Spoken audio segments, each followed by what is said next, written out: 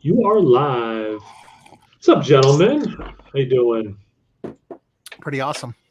So I got a pretty awesome. Same. Same. Okay. Yeah. Good. I'm good.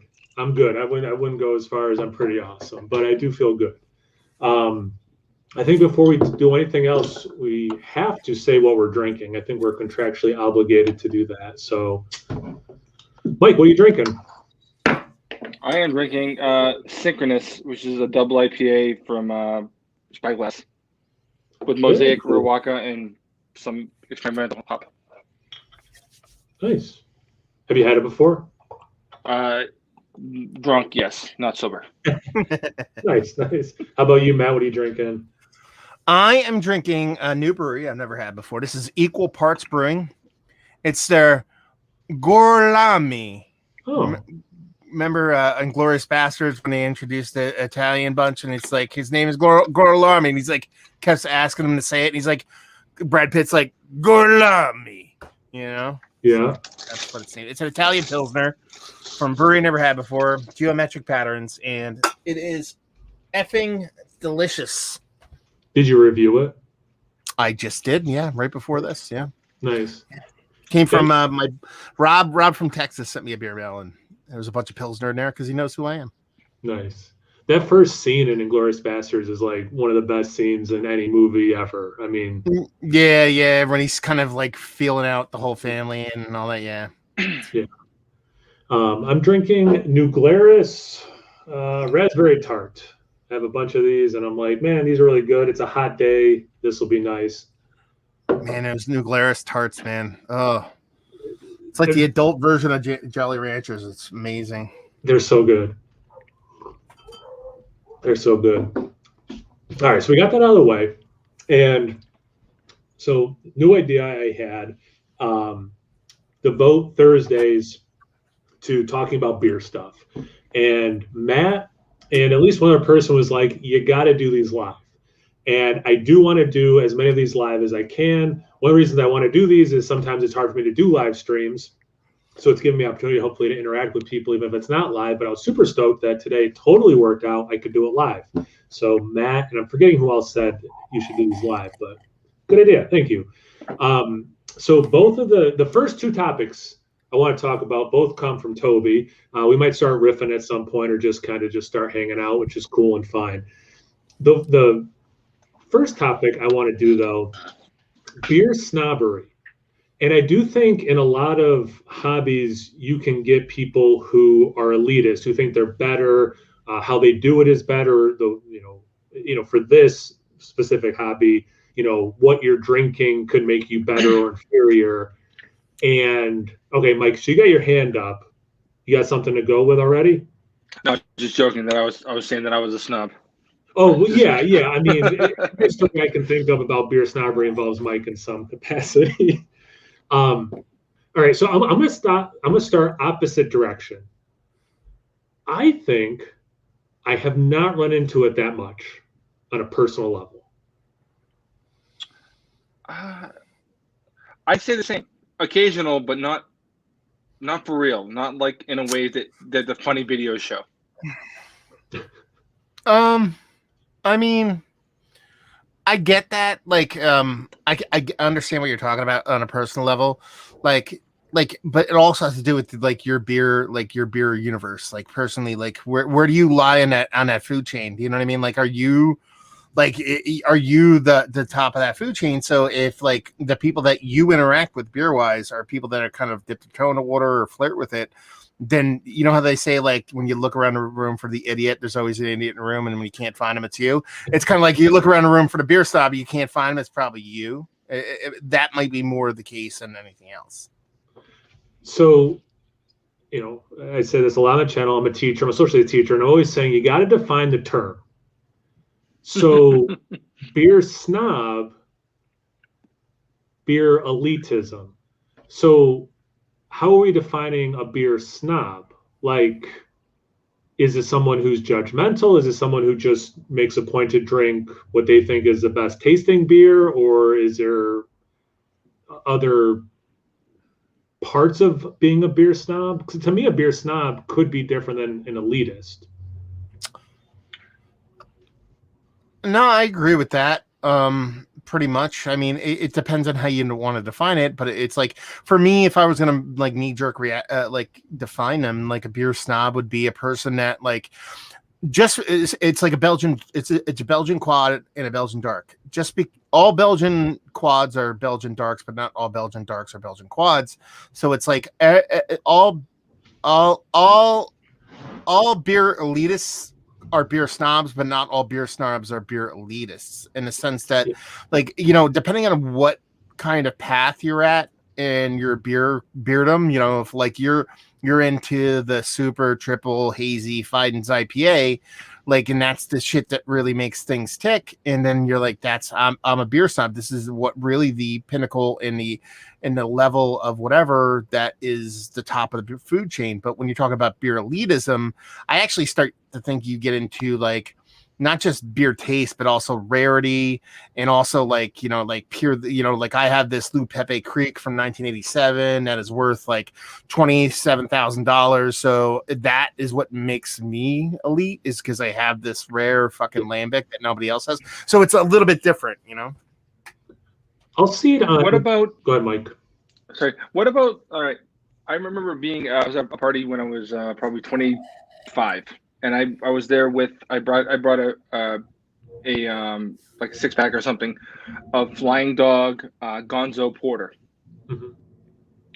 and I sort of isolated myself in a way. Some of the people I was with, I wasn't that fond of, but I was drinking it, but not by myself, but like in isolation somewhat. And every time someone walked by with a Bud Light, drinking that fucking douchey beer, fucking bullshit, man. And they kept walking by continuously with their Bud Lights, this douchey fucking mentality. Now, is that elitist? Because they're looking down on me for what I was drinking? Had that happen. Yeah. Well, I don't think so, though. I think that's snobbery.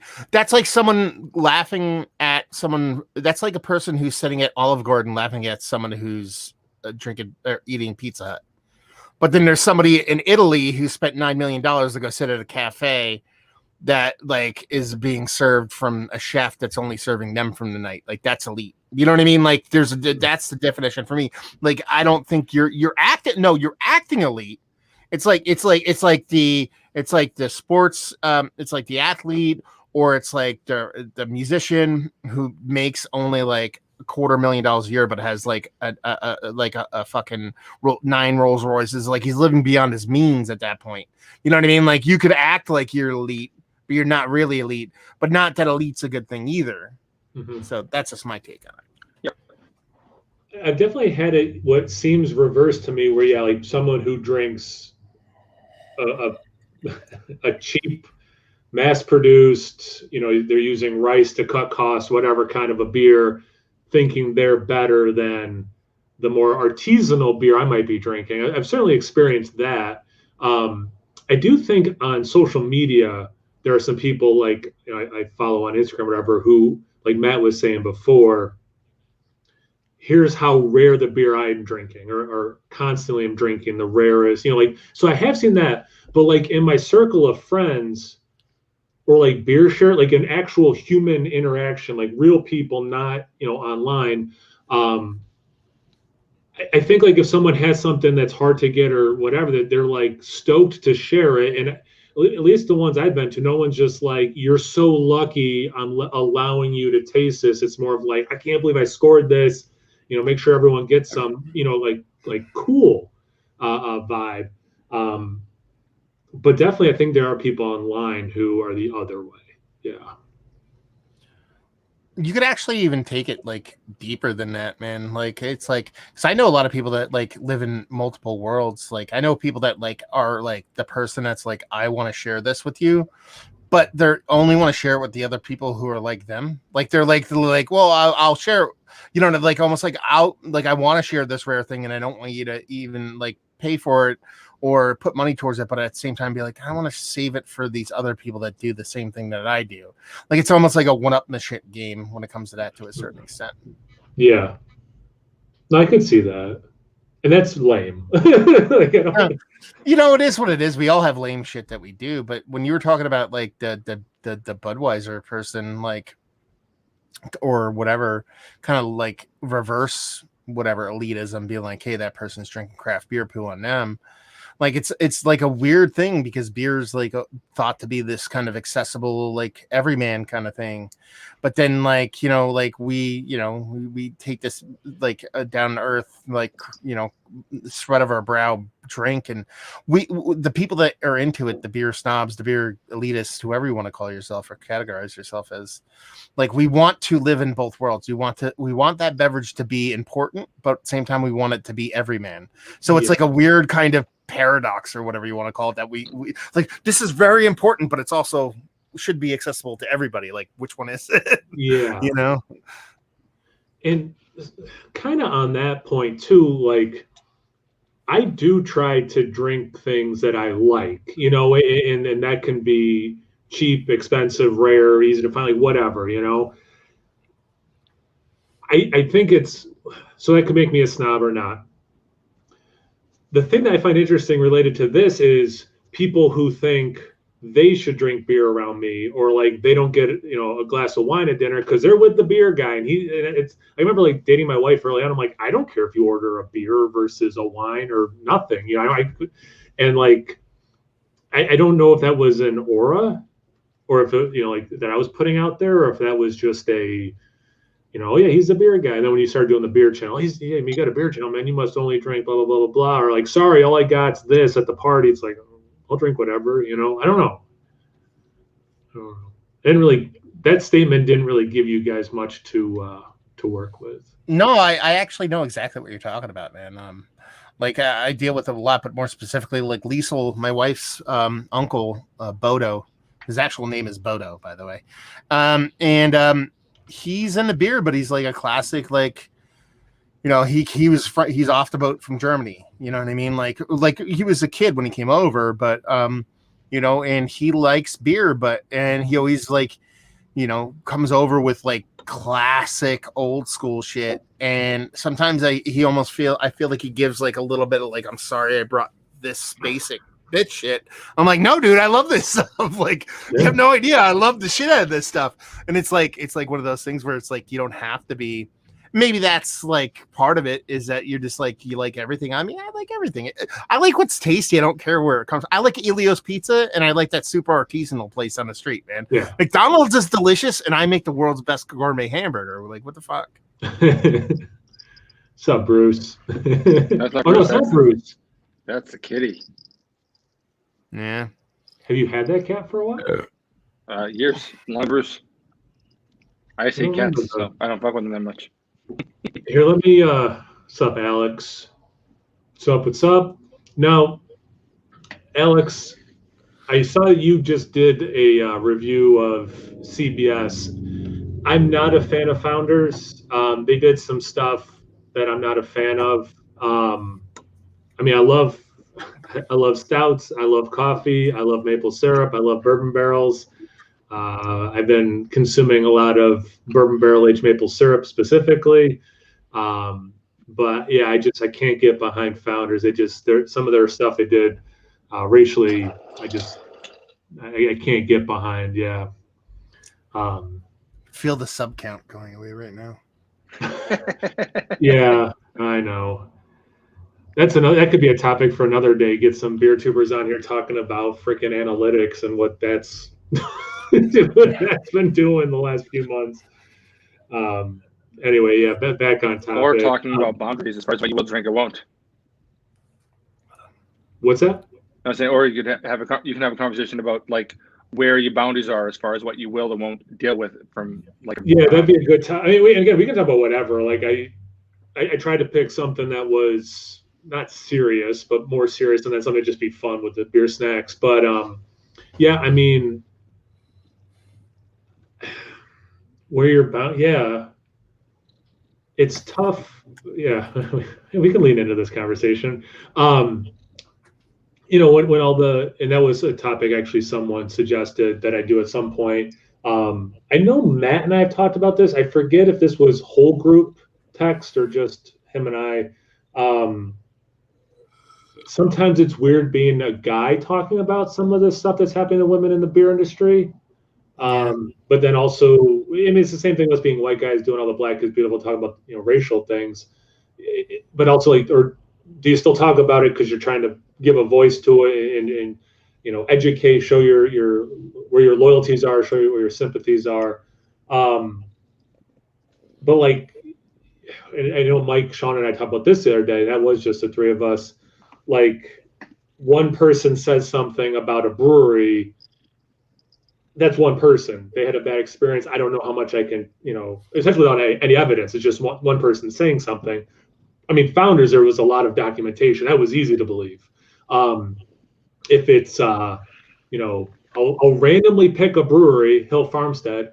If there's like 10 people accusing them of stuff, you know, well, that's more damning than one person accusing them. But it's still just people anonymously saying things. So yeah, I mean, it's tough. It's like, what level do you get to where it's like this is credible enough that I just don't feel I can support them anymore? And Founders was easy, but again, there was a lot of documentation, so it was a very easy decision. But yeah.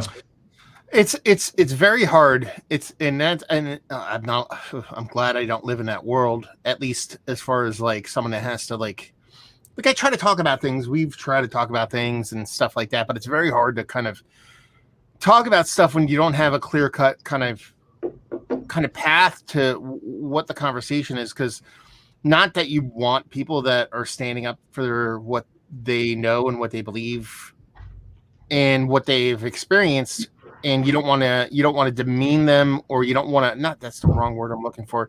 You don't want to kind of diminish what they're saying because they're doing everything anonymously, but you also want to have some kind of like, you know, like when I was talking to John Paul from All About Beer, or not All About Beer, Beer Edge.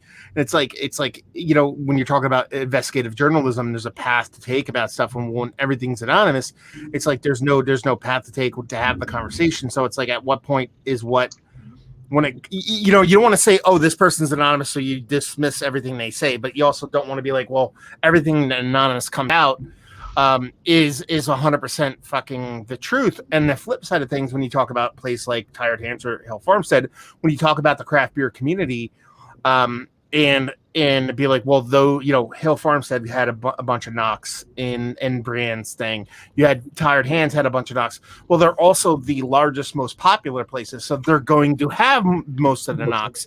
Whereas like this brewery in the middle of nowhere had one knock. Well, nobody knows who they are and how many employees they have. So it's like saying, like, just because there's more doesn't mean it's worse, but just because just because they have more doesn't mean it's not worse. Like, you don't know the ins and out of everything. That's where it really becomes like a really hard thing to kind of figure out and how to have the conversation about, because you don't know.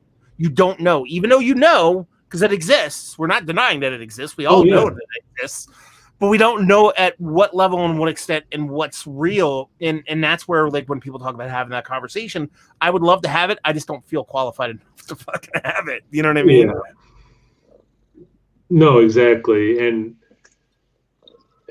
then again, like, but then silence isn't necessarily a good thing either. Yeah, I mean, it's just, there's no good, and I think as I get older, that's something it's more obvious, is sometimes there's just not a good answer, or there's not a perfect answer. There's rarely a perfect answer or a perfect way to do something. It's just really trying to do the best thing, the best you can do. Yeah. Well, no, and that's what's happening. Is that, like, you know, like, in like the best thing about this, the thing that Brienne started is not so much that it's great that she started, and it's great that it got a foothold. It's great that it's progressing more and more every day into something else. It's not living and breathing inside of Instagram stories as anonymous stories. You know what I mean? It's starting to evolve past that to where there's going to be real, like, a culpability and checks and balances based off of what people do. You know what I mean? Are everybody that acted a fool gonna have repercussions? No, it's just not how the world works. But the ultimate goal is to make things better, and this in the end will make things better, and that's the ultimate goal. Agreed. 100%.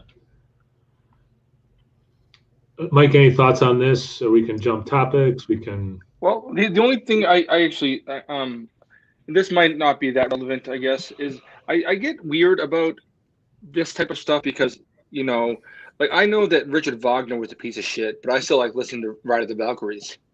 You know, I know that Michael Jackson was shady as fuck. I still like Billie Jean. It's hard. I know that these things are active breathing problems, and the things I'm referencing are older. You know, they're sort of like it's easier to separate somewhat the artist from the art. But I also think about like these breweries. If even if you know the owner might be a dick or might be doing bad things, there's a lot of brewers and a lot of people there that might not be that way at all, and to try to disrupt the business might actually cause them to lose their jobs, especially if I already like the product to begin with. Now, founders, I found that to be quite alarming in a way that I was not comfortable buying their product in general. I found it, in my brief reading, it seemed like it was more, it seemed almost cultural in a way, like their problems. But like anyone that was shocked that, that Sean Hill was a dickhead, you know, he's been living under a fucking rock for a long time. It just, I feel weird sort of condemning a brewery based on sort of, you know, mostly circumstantial evidence for the most part, outside of a few choice examples, but also like there's a lot more things happen at the brewery than just one asshole, you know, even if that person does have a lot of power. Well, I think one of the more important things to separate here is not that these things happen. These things happen all the time, I mean, not just in breweries or Everywhere. you know all over. All over. It's how you handle a situation, and that's not honestly. That's why I think founders ended up getting the blowback that they did, which is they handled the situation about as poorly as he could. And you know, rewind about 6 months before Brienne's post, she had the whole Boulevard thing, which is kind of like exactly what she, you know, wrote about. But there wasn't a big deal with that because not that Boulevard did an amazing like did some kind of crazy amazing thing about the issue they had, which is essentially the same thing that Brienne was talking about. It was sexual harassment and all that kind of stuff. But they literally said, well, this is fucked up. We don't know what the fuck happened. We're gonna figure it the fuck out. If it happened on our watch, we'll deal with it. We got to figure out what the fuck's going wrong. That's all you want. You know what I mean? Now, if you say that and nothing ever happens, then sure, then the hammer comes down. But founders is like, we don't know what the fuck you're talking about. We don't care what blah blah. That's the thing. You want a place to at least be like, okay, you know, we just be like, I don't know what the fuck's going on, but if this happened, we fucked up. Let's fix it and figure out how we're going to fix it, because you have so many people, so many moving parts, you know, like, you know, you can't expect everybody to watch everything all the time, even at the ownership level. You know what I mean? Like that's why you hire the people you hire. That's why you get good people in the places that you need good people to be in. So you don't have to deal with the day-to-day fucking grind. Well, if one of those people goes sideways, you know, it is what it is. You just want people to move forward in a positive way and try to like make shit better again from their end of things, not just our end of things, pushing shit in the right direction, but also their end of things. If breweries do that, or any business does that outside of breweries, that's what you want. Matt, I do have a question. What about with sort of like escalation, as far as like someone saying, well, that's not enough. Like there's certain people that it will never be enough, like what someone's reaction is or what their actions are. Like I don't feel like that was enough. It happens all the time, you know, with well, I think, you know, that's a hard, and again, that's another hard one. Yep. There's no matter how much, like if you were like, hey, this person made fun of me, and then if you fucking drawn and quartered them, someone's going to be like, that wasn't enough. You should have grind him in the dust and fed him to his children. Like there's always going to be somebody that like is going to take it to the nth extreme, but they're always going to be the kind of outlier of that. Like I understand what you're talking about, that someone's always going to be like, well, you should have gone further with this, but and not that you should kowtow to what everybody says and try to find the happy medium of what's going to happen. You should be like, wait, is this enough? Okay, let's push a little. Oh, is this enough? Oh, you shouldn't do that.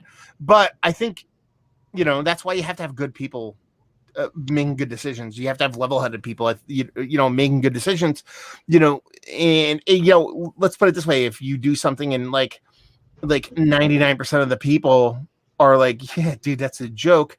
I'm not saying it is a joke, but I'm saying you might want to step back and look at what you did, because there might be a chance that it was a fucking joke.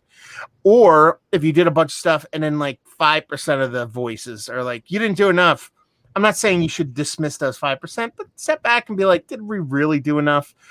You know what I mean? Like, and again, every situation's be different, but you can't make everybody happy all the time. You just have to be a fucking good person. That's it. Yeah. There it is. See, That's the end of the conversation. The way I sort of feel about it is I think if it looks like someone made a good faith effort, you know what I mean? Like you have to take everything with a grain of salt, I suppose. But I feel like for certain people, things are never going to be enough. But I sort of look at it, and I do hope, because obviously I don't know these people and everything, but I do think if people make what appears to be a good faith effort, honestly, sort of like you're saying what Boulevard did, right?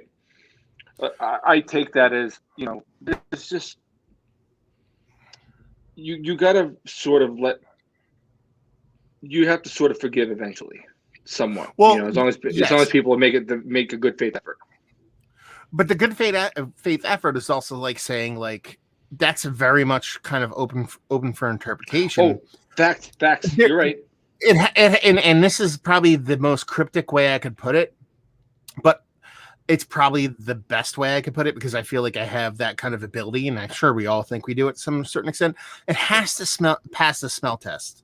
Right. It has to be like you can this might be a little bit like kind of like out in left field and might anger some people. Like I have dogs, I've had cats, I love my dogs, I have kids, all that stuff. I actually was one of the few people in my friends group to actually be okay with forgiving Michael Vick after his kind of arrest and stuff like that, because I felt like he passed the smell test of being, what's the word I'm looking for? Showing conviction. Like I actually genuinely I was like, nah, this dude actually, I understand like what he did was bad, but for some reason I could just tell that he just can't, he was genuinely for me, and I'm not a sports kowtower, I'll be like, this person, fuck them, they're assholes, whatever. But there was something about it. People are like, you hurt dogs. I'm like, I understand it, man. And I'm a dog for fucking person through and through, but I'm like, I felt conviction. I felt honesty. And there's a smell test portion of the show to where you just have to be like, I believe them. And I feel like when it comes to breweries, like Hill Farm said, they had their thing going on, but literally it was business as usual. No one's giving them shit in any form or fashion whatsoever. You know what I mean? Like it's business as usual, because there's certain companies that are just, I don't want to say bulletproof, but to a certain extent. But then there's certain breweries that, that aren't that have to pass that spell test. I don't even know what better way to put it other than that. I feel that. I get you. Kyle, what do you think?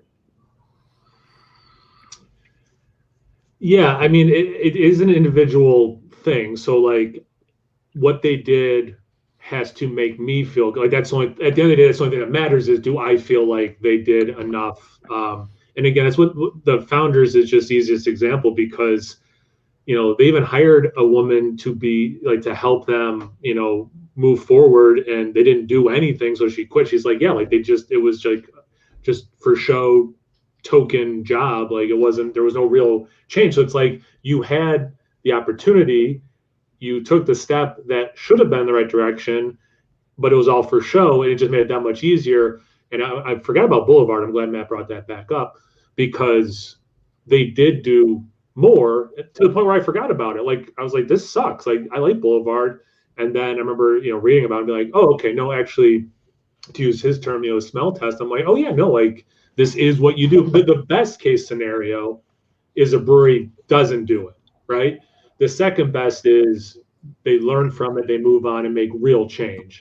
The worst is they not only keep doing it, but under the facade that they care and stopped or will do better. Like that'd be like the worst thing is that the behavior continues, but they're pretending to be good,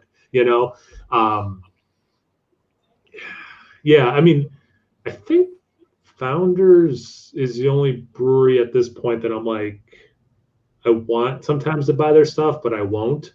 Because it's so readily available. And honestly, it's delicious. You know what I mean? Like breakfast stout is fantastic. KBS, you want to get fucking. I feel like having a barrel aged stout that's not overly expensive. I'm a KBS is fantastic, but it's like, do I really want to spend that money? You know? And then and then I'll be like, okay, fuck it, I'll buy Bourbon County. You're telling me nobody at AB and Bev has ever done the shit that the people at fucking Founders have done, but just because it came to, you know what I mean? It's one of those things like where does your morals lie? You know, but you can say that almost about any company, man. Like, and it's like, what do? You know, save the planet, but I drive a car with gas. Like, what the fuck? Yeah, every time I shop at Walmart, I feel guilty. Oh yeah, Amazon is worse. Yeah. I feel more like a normal human at Walmart than I do. Amazon's the worst fucking company in history of mankind. But I honestly, I do joke about, but I probably order from Amazon maybe 10 or 11, 12 times a year. It's not often for me. There's an Amazon box comes to my house from like at least a couple times a week. Yeah. And at my job, all they do is bitch and moan about it. I have to deal with Amazon on the other side of things at my job, so it's just like whatever. I don't care. Kyle, I interrupted you. What were you going to say?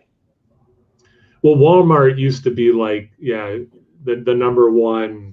No thanks for me, but yeah, Amazon has overtaken it. But like, and I use that. Speaking of Bourbon County and Goose Island, like, that was a video I did a while ago. But like, sometimes you got to go to Walmart for something you need. Sometimes I got to order some from Amazon, like that's the reality, and I don't, sometimes people, it kind of, I guess in a way this relates like the beer snob genesis of this. Like some people just hold up craft beer as this, I don't know, this other thing, the pinnacle of something. And it's a business like any other business. There's more collaboration than the average business, which is cool. But it is a business, and sometimes no business is perfect, but sometimes they're imperfect enough where then you hopefully do look at and say, yeah, do I want to support this company any further? Well, I mean, think about it this way, man. And this is kind of like, I'm glad we're kind of circling back on the beer snobbery thing, because I still have some thoughts on that. But name me, besides music and movies, like typical geekdom, like what consumable, let's put it this way, let's pigeonhole it into consumables, like, you know what I mean, drink, food, all that kind of, what consumable do people use to define their worth as a human? Like, that's like the thing with craft beer. Like there's a lot of people that are like, my life revolves around whether or not I got that fucking release of Fidens. And if I didn't get that, then my world is going to crumble beneath me. Like, do you know what I mean? Like, I get that with concert tickets. I get it with, comic book releases, but because I don't know, maybe that makes more sense in my brain, but there's a lot of like, this is who I am. Like, this is where I exist. This is where I derive my self-worth from it. And that's a really fucking weird thing, says the guy who talks about beer on YouTube. Well, okay, just real quick. FOMO is a different video I want to do, because which is related to exactly what you just said, like missing out on Fidens or whatever. To go back to like the identity of you, like definitely I was a punk rocker in high school and college. So like that was a big identity, was the music, and then someone got me into like rap and metal, and so I'm like, oh, there's lots of different kinds of good music. So then like the music wasn't part of my identity, which it had been for almost a decade, or right around a decade. And then I was a teacher. Like now I have a job, and like that's my identity. It's like I'm a teacher, and then you get married, kids, so now it's like, oh, I'm a father and husband, and I never view beer as part of my identity. But I bet you, if you ask my friends and family what's his identity or things that make up his identity, it's going to be beer related. One of the first three things they say, you know, and I'm way more in, and I said this in videos, I'm way more into comedy than I am beer. I'm way more into comics than I am beer. You know, I don't follow the industry that much. But the perception is, well, you run a YouTube channel where you review beer, like that must be like the number one thing. It's like, it is actually so far down the list. It's literally the last thing I do every day. I do everything else I need and want to do for the day. Then I crack open a beer. You know, like it's not the first thing I'm thinking about. It's not or anything. But yeah, and I don't know. There are definitely times when Sean will say something about some beer. I'm like, oh, I've never had that. He's like, we reviewed it last week. I'm like, oh, okay, fair enough. That's funny. Because for me, and I mean this, I love beer. Obviously, you guys, you know, but for me, the whole beer channel thing, it really did start, and I'm not fucking around, is a way to have designated hangout time with my best friend when he had a kid. We knew before that. You know, like, and now it's fun. It's good. I met some great people, and I enjoy it. Obviously, I'm gonna do exactly what we do on camera with him anyway. You know what I mean? Like, I'm still gonna drink the same beer, still gonna say the same stupid shit, but for sure, like the beer thing is for me, it was just a way to hang out with my best friend when we knew that it's probably gonna end up getting more limited than it used to be. You know. So I have a lot of fun. It's great. I met great people.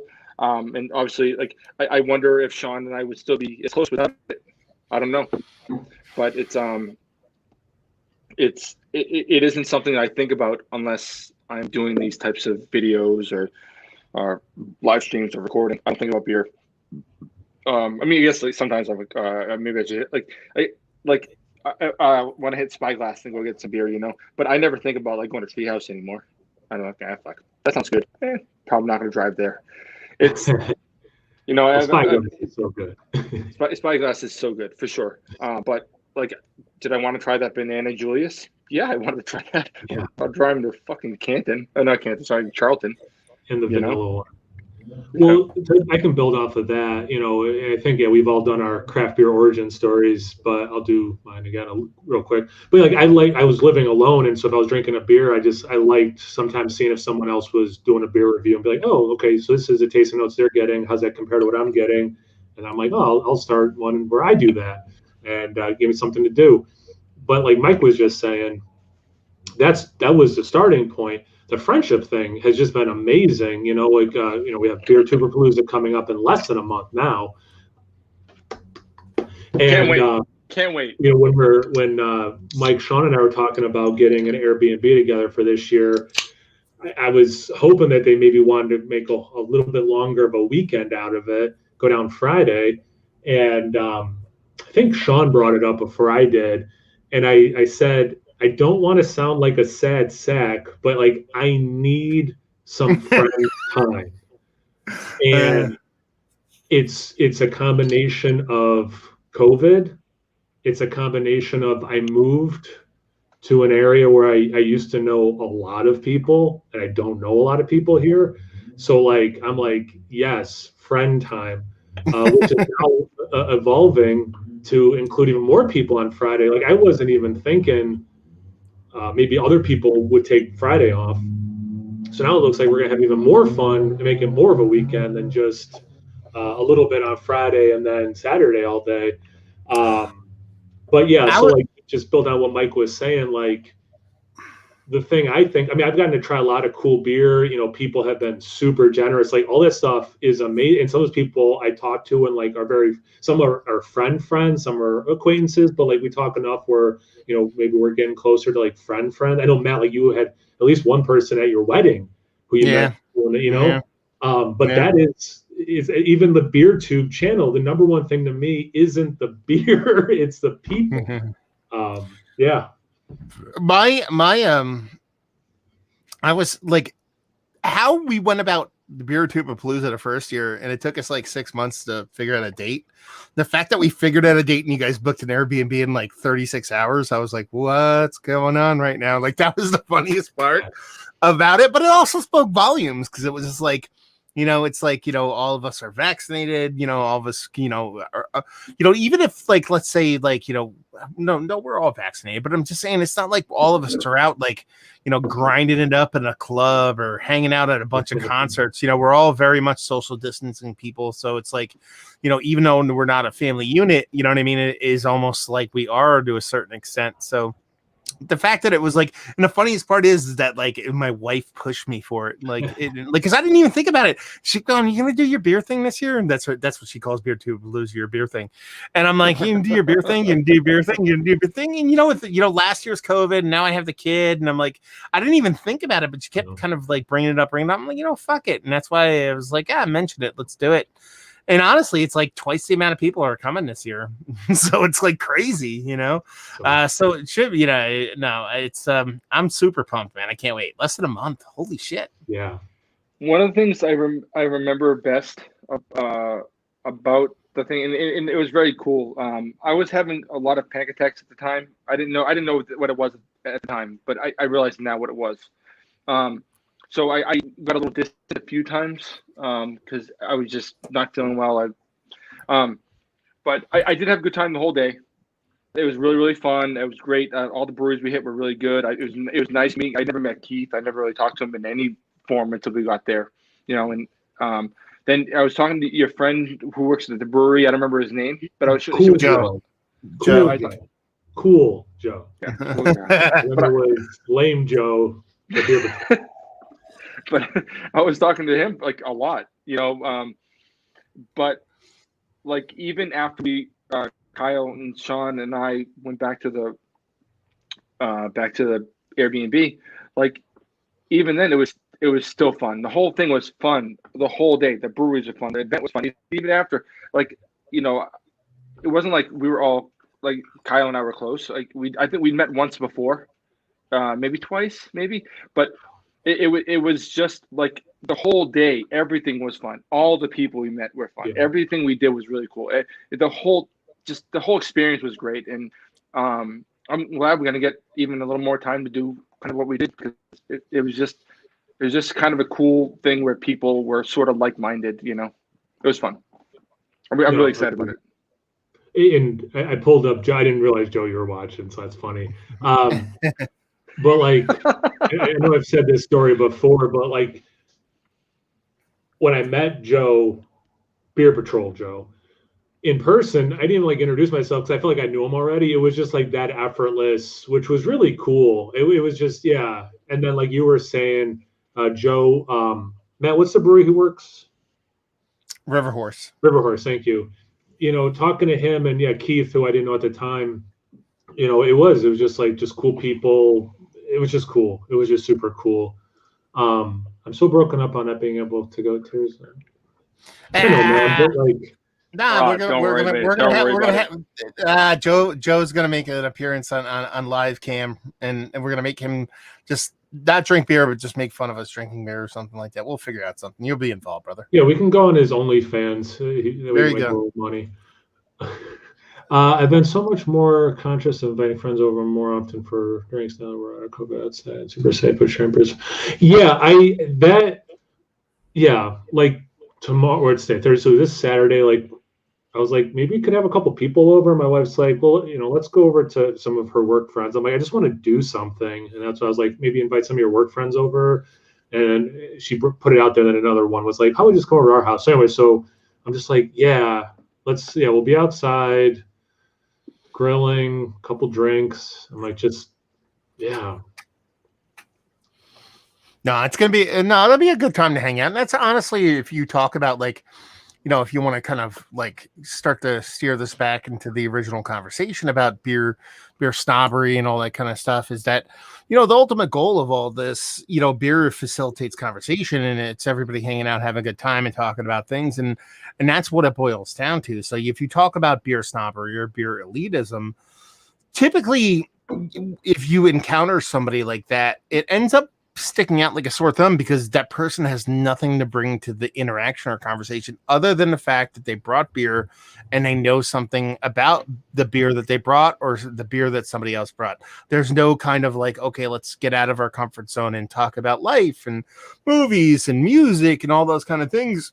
While beer, it can be centerpiece or the conversation piece of something, more often than not, it ends up becoming the liquid, the fluid that lubricates the conversation in which you're having with other people. And that's what separates the snobs and elites from just people that like beer.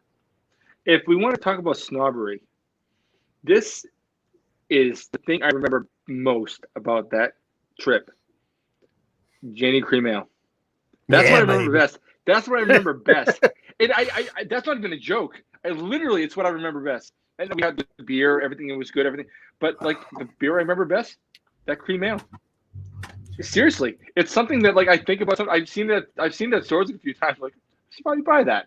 I think about it sometimes because it's kind of crazy, kind of a weird deal. Like this thing you can buy like like 30 of them for $12. Was the beer I sort of remember best of all of it. You know? What I remember the most is Keith clutching a magnum of vinegar and me ordering way too less food than I needed to at the end of the night. So good transition to food, Matt. I'll bite off that. There you go. Well, before you say that, okay. I just want to show this to Mike really quick, and I don't know how I don't know how the timing is going to work on this, but hopefully it works out. We'll see what happens. Is it Joe's OnlyFans? Jenny Dry Hop Cream Ale comes out in August. Oh no! August. So we might have fresh dry hop Jenny creams for the Beer Tuber Palooza. I'm working towards it, brother. I'm trying to get it, man. Are the FLX guys definitely coming? Oh yeah, they booked the Airbnb right next to you. That's awesome. That's what they told me. Yeah. I think so. Yeah. They just speaking of Jenny Cream Ale, again, just like cool people. I put it out there that I really wanted to get one of those Dream Ales, the collaboration with Other Half, because my grandparents' favorite beer is Jenny Cream, and I wanted like the perfect. I think it was anniversary. We're celebrating their like 50th anniversary. And Dan hooked me up, it was just such a, it's so, Dan and Mike, another Mike. Yeah. Are cool. Yeah. They run a great channel, FLX, like flex without the E. And Mike's been commenting a lot of my videos. Dan I've talked to all typing, but more than Mike, but yeah, definitely some like cool dudes and great channel. Yeah. Definitely check them out if you haven't already, guys. FLX. All right, so got about 15 minutes or so. I kind of want to do about an hour. And the last part of this, also Toby's idea, best beer snacks. And I don't know if we can, oh, wow, Mike came prepared. Now, does it have to be the family size one? Do they taste better when they're in that format? No, I eat so many. I have to have family size. Before we get into this, who's Toby? I don't know who Toby is. Sorry. When I put up the first video, some people gave me ideas. Toby's in the UK, England specifically. Tyrannosaurus Rex69 is his YouTube name, but I think he prefers me calling him Toby. Okay. And if you hear the word Toby. Oh, no. And it's not The Office. Oh. What do you think of? Your name is Toby. Now tell me your name. Nope. That's not what I think of. That's what I think of. I only know Toby from The Office. Uh-oh. I think of Roots. Sorry. I think of Reservoir Dogs. Oh, interesting. Not me. But when they're doing it at the opening scene, when they're doing the restaurant thing, when they get to the one guy where he's the old guy, he's like, Toby Wong, Toby Chung. He's like Toby. What so he's reading his thing and he doesn't know who he's trying to remember a name, and he just keeps saying the word Toby over and over again. That's what I think of. Anyway. Mike, are those for real? Like, are they like your favorite snack? Period, or? I've been sneaking this whole video. You see Mike muting every now and then, just to crunch down on those Cheez-Its. I muted for a phone call, but I sneak like.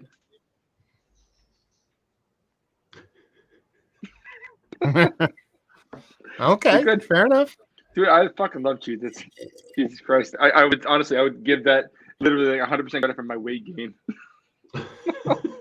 Before cheese, I weighed 190 pounds. Post cheese, I weighed 255, 260. I took my Got me dog good. to the vet today for his year checkup, and they're like, "Oh, he's up like 4 or 5 pounds, probably COVID weight." I'm like, "Oh, I guess yeah, dogs too could get COVID weight." I'm like, I still walk him twice a day, but he's been like going to the dog park and stuff less, so I guess it makes sense. He's been running less, but yeah. How about you, Matt? Do you have a favorite beer snack or? I thought about this like long and hard, man. Excuse me.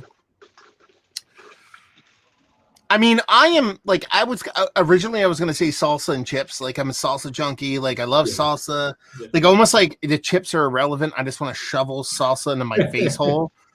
But that's not a beer snack. That's like you could wake me up at 4 a.m. and be like, "You want some salsa?" I'll be like, "Yeah, I'll fucking eat that shit." So I don't know if that's necessarily the beer snack.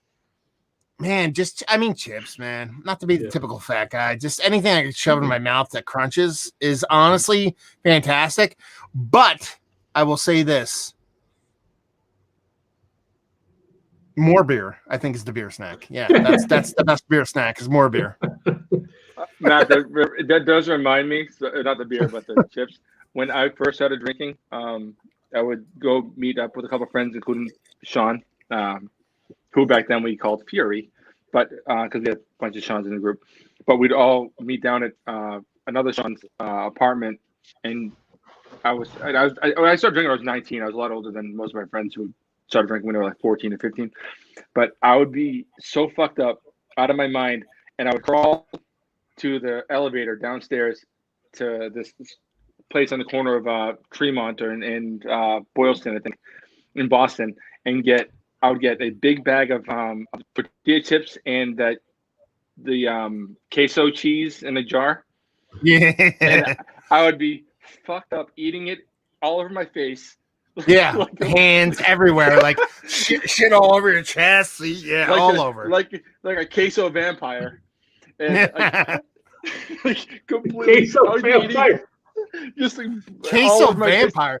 Queso dumpster raccoon is more like it. But anyway, it was out of control. It became like a ritual. Like once I was obliterated enough that like I couldn't like feel feelings. I was walking to walls. I'm like, trying to get some chips, and then I would go downstairs. I sometimes I made it, sometimes I didn't, but it was always with the goal of getting of tortilla chips and queso dip. That's a fact. But I mean, like in the grand scheme of things, listen. When I was a younger kid, like when I was like my pre double digits, like I lived in New Jersey, and my dad worked at Sears. Like the Sears Roebuck, not Sears Roebuck, like the actual like corporation. And we would vacation in the Poconos, and we vacationed in the Poconos. That's how I ended up moving to the Poconos. That's kind of where my formative years were. And when my parents moved, instead of my dad getting a job, we purchased a bar. So like from the ages of 10 to 16, my parents ran a bar. And there's a reason why you put crunchy, salty snacks at a bar, because one, it's texturally fantastic, and two, it's salty, so you want to drink some more. So, you're talking about like what the best snack is for when you're drunk. It's salty, crunchy snacks. I mean, it's kind of like it's scientifically proven. But honestly, anything put in front of my fucking face is pretty fantastic. Liver and onions. Nachos. Liver and onions. I won't eat while I'm drunk though. Liver and onions. That's where my mind went, was salty, crunchy popcorn, chips, pretzels. But then when I thought pretzels, I'm like, no, my number one is a hot, soft pretzel with a nice spicy mustard. That's my number one. Oh, well, there's also the flip side of this conversation, which is what's the best snack to eat while you're drinking? And then what's this best snack to drink when you're rip shit fucked up and you're not drinking anymore and you just need to eat something? Jesus, fucking tacos. Combos. Combos, dude. Pizza combos. Combos are awesome. So like, college days, if I'm in my apartment in college, let's say, and I don't want to leave, yeah, it's probably something like combos, Doritos. Or cold fried chicken is fantastic too. Like cold, like out of the fridge, not even warmed up. Just really nice cold fried chicken. Oh. But to Mike's point, if I'm like on my way home from the bars, going back to my apartment, then it's probably tacos, maybe a sub, but probably like 8 out of 10 times, reduce the fraction, 4 to 5 times tacos, and then probably like a cheesesteak. I just thought about this. I forgot completely because the days of me getting completely out of my mind are way over. But one of the things we used to leave. not on August 14th, brother. Fuck. But I used to go from to these clubs and bars in Hawaii a long time ago. But we always end up at the night at Mad Dog Saloon, this fucking place that was a pit. And but it would close at 4 a.m. And as it got late as shit, we would send someone out, whoever was the most drunk and therefore most likely to get kicked out sooner. They would go across the street to what's called So Ono cheesesteak, and he would have the order, and then we'd all go out, but after last call to the van to the respective base with these fucking cheesesteaks, and they did cheesesteaks or they did chicken cheese, whatever you want it, the chicken steaks, whatever you want to call it, chicken cheese, but I would get that with Thai chilies and cheese. And that is the best post-drinking food I've ever had in my life. And I would be, again, just in the back of the car eating this fucking cheesesteak, making a mess of myself. Like 22 years old, a complete fucking asshole. Like no one should have ever talked to me ever. But I think about those cheesesteaks all the time. All the time. God damn it. Damn. When Matt brought up post-drinking, I'm thinking in my kitchen, well, let's see what I have. I forgot that I used to actually go out to places and get wrecked and then have to find my way home. And what would I eat? Fucking cheesesteaks with Thai chilies. Good times. Now I'm all like, not even so much what should I eat, but it's like, should I replenish my electrolytes? Like, should I drink some coconut water or like a smart water or this like little powder that I mix in with some water? Like you laugh, but I think I did at the last one too. I'm gonna roll up with some smart waters or something at the Beer Tuber Palooza. Like, I gotta drive home Sunday. I gotta feel good, so gotta make sure. I'm gonna roll out the red carpet this year. It's gonna be a little bit different. If it's not like 120 degrees outside, we should be good. That was tough.